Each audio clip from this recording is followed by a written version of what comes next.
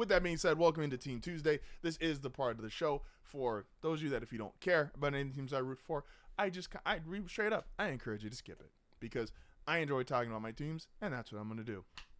Speaking of that first team, the team that embarrassed the Saints, that would be the Denver Broncos. I had to hear all offseason about how much Bo Nix sucks, the roster sucks, all this stuff. PFF rated him 32nd. They said the defense. Let me be very clear here. Everything that the world tried to tell you about the Denver Broncos was just wrong. PFF told you their defensive line was awful. Zach Allen currently leads the NFL in pressures. They said their secondary was just okay besides Surtain.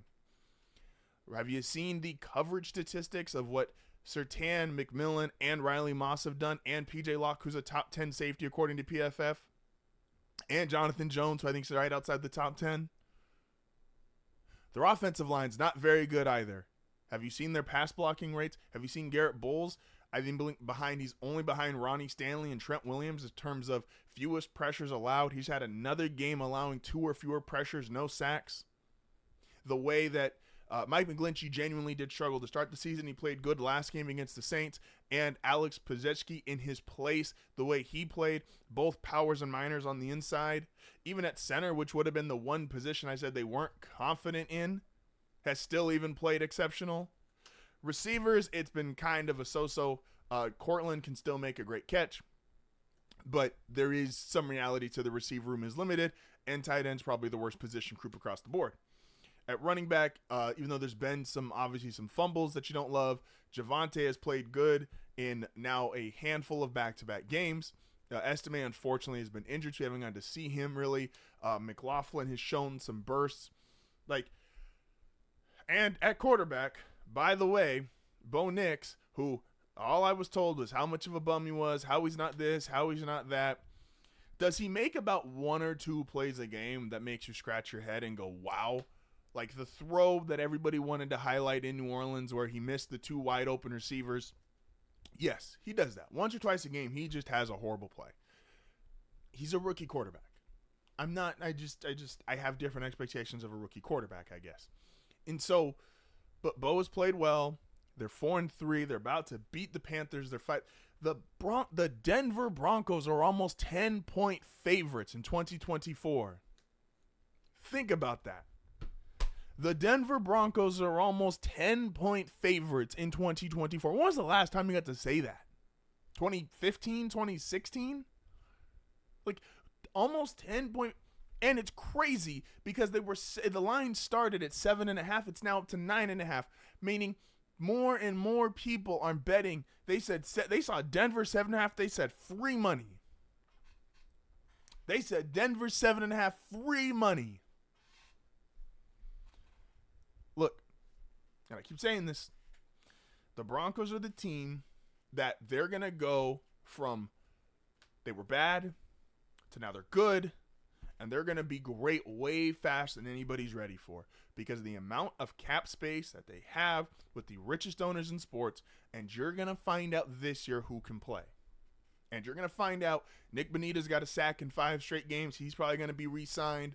Zach Allen's obviously there. He's already on a 4-year deal.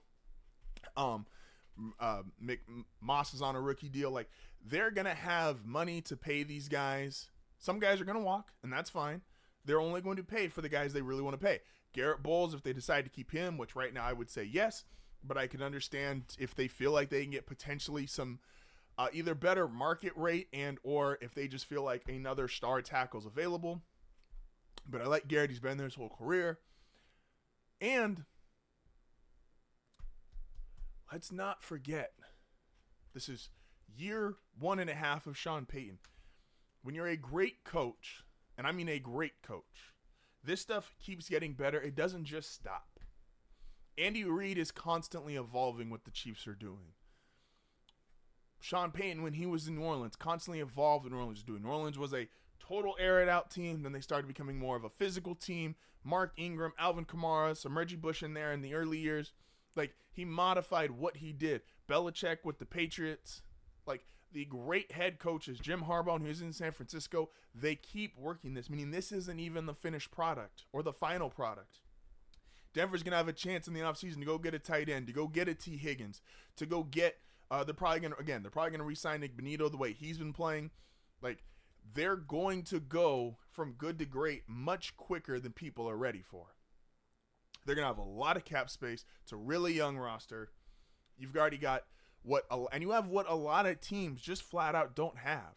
A lot of teams don't have one good corner. Denver has 3. A lot of teams don't have a good pass rusher. Denver has 3. A lot of teams don't have 2 good offensive linemen. Denver has 4. A lot of teams don't have running backs. You could debate Javonte and McLaughlin. I don't know how high the world per se sees them, but they've been making plays, and you're going to have Estime, who's going to get some shine, who's going to get some reps, and you're going to see him coming to, like, this is a team that is secretly ready to go. And as you see these other teams around the league that are going to have to start letting guys go maybe a few years earlier than they want because they're going to have roster control. What happens if San Francisco has to get rid of 2 or 3 guys because they're paying Purdy $60 million a year or $55 million a year? Does a George Kittle make sense in Denver? Of course he does. Even if he's towards the end of his career. A George Kittle right now would be a huge upgrade for the Broncos. What if they get rid of the 49ers, get rid of Deebo Samuel? He'd be a huge improvement in Denver. Again, the receiver room is basically Cortland Sutton and Troy Franklin's young, Lavelle. Like, there's a lot here to improve on with Denver because of their ownership and their cap situation. And again, if you believe in Sean Payton and what he's done over this year and a half, and you have to believe that it's only going to continue and get better, Denver's going to be one of the best teams in the NFL in what? Next year? Like, if they get to 9-10 wins this year, how great are they going to be next year when they get to improve the receiver room, they get to improve the tight end position, they get another guy on defense. They get if they're not convinced with one of their running backs, they just go out and get, either a star running back in the first round if you get the guy out of Boise State, or if you just go, you pay for someone like a Nick Chubb, see how he bounces back from injury. Like, they're going to be in a great position going forward, coaching, ownership, quarterback. And again, Nix makes a couple of plays a game that you hope he works out by year 2, year 3. But so far, the athleticism is better. You can still see the accuracy. There's a little bit of his footwork that I would argue is probably his worst, the worst thing he does right now. He does have happy feet at times. But when he settles in, he's decisive. Sean Payton is drawing up an offense that is unique to him. Would you ever see Sean Payton run RPOs? Like, he brought in Taysom Hill towards the end of his time in New Orleans. But Sean Payton has full-blown RPOs for his quarterback, designed runs for his QB. He is taking advantage of the skill set that Bo Nix has. And that's only going to improve, and that's only going to get better as time goes on. Another team that I'm just spoiled with talent. The teams I root for are just spoiled with talent. The New Orleans Pelicans signed Trey Murphy to 4 years, $112 million. I love this signing. I really enjoy right now that the culture in New Orleans is, if you play well, if we draft you, you play well, you get paid.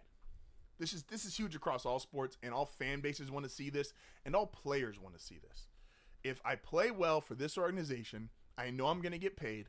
I don't have to worry about moving my family. I don't have to worry about relocating. Yes, everybody wants to get the bag, and it's, if another team offers it to you, great, you're going to take the money because it's all life. It's not just life-changing, it's generational wealth. But if I could get that same amount of money, or it's $1 million or $2 million off, and I get to stay where I'm at, where I've established a life, where my family's established, that's just a really nice convenience, and that's something that players take into consideration when they're going to a new team. You think DeJounte Murray's not looking at that and go, okay, if I play the end of this contract well, New Orleans, they're going to give me another one. Jose Alvarado has signed 2 contracts. B.I. got paid the first time. We'll see what happens coming around here, but I do have confidence that he will get paid. Trey Murphy drafted, got paid. Zion drafted, got paid. Like, this is a now routine. This is a team that has a culture and a core. Willie Green is their head coach. Zion, Trey, B.I., Yeah, it's going to be weird positionally because they pretty much have 5 essentially wing slash semi-power forward in Zion Williamson. But the talent is there. The culture is there. The core group of guys are there. Like, this is just that. Man, I could go on and on with this.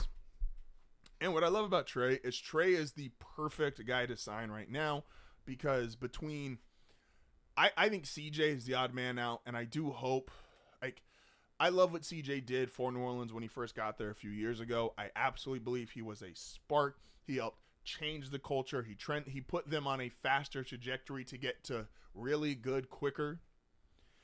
But if I have 5 guys I'm building around, I'm taking DeJounte, I'm taking Herb Jones, I am taking Trey Murphy, I'm taking Brandon Ingram, and I'm taking Zion Williamson, which means CJ McCollum, sorry, I know you're making a lot of money right now, but you won't be here for the end of your career most likely if you decide to keep playing. Appreciate the time and everything you've done in New Orleans, but it's time to separate. And I hope that is the direction they go. I will be increasingly sad and disappointed if they choose CJ McCollum over Brandon Ingram. To me, that doesn't make any sense. Those 5 guys, you get them locked up. That's the core of your team with a Jose Alvarado who comes off the bench. And that's including, you still have Jordan Hawkins, who's an established shooter. Now, financially, it's going to be tough to make all 7 of those guys work. But if you get those 5 guys as your core, you have Jose Alvarado coming off the bench. You draft well at all, which this team has been drafting well the last several years. That's an organization that can go somewhere. They've added some free agents, obviously, but that's what the Boston Celtics look like. Some drafted stars. They brought in a couple guys through free agency, but those 5 guys and a couple of guys off the bench. And guess what the Celtics just did? Well, they're celebrating a banner literally as we speak. So, again, for this year, this is probably as talented as you're ever going to be because you have those 5 guys that I just mentioned, plus CJ, plus Jordan Hawkins, plus Jose Alvarado, plus we'll see what Yves Missy becomes. Right now, he's probably a little too skinny, but that is a potential future center when the small ball lineup is not going to work against certain teams. It's not going to work against a Denver with Jokic. It's not going to work against a Philly with Embiid.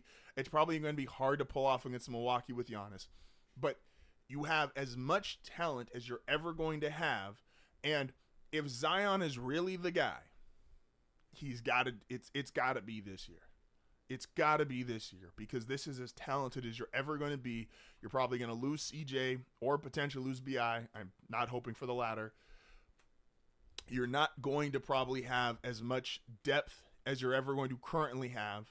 Like, if you're Zion Williamson, you think you can be one of the best players in the NBA, now is the time to prove it. Now is the time to go out there and dominate. Now is the time to go be that face of the franchise type player that they brought you into, that the excitement has been around in the city since you were drafted.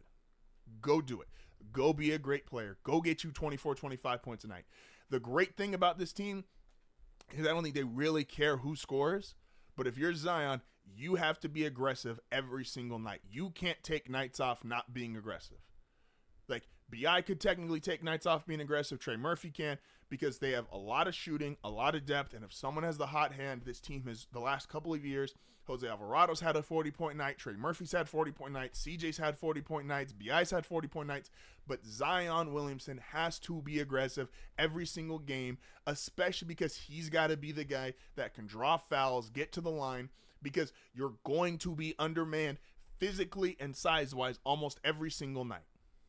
So, but a lot of talent between both teams. I think this is, again, the positioning for both Denver and New Orleans is clearly different. Denver is, we're starting to see who are those guys going to be, and they're going to have a cap space situation where they're going to be able to improve and correct the positions that they need to, receiving room, tight end. New Orleans, this is probably as talented as you're ever going to be around Zion Williamson. So it's Zion's time to please take that leap. If you are that guy, this is when you do it.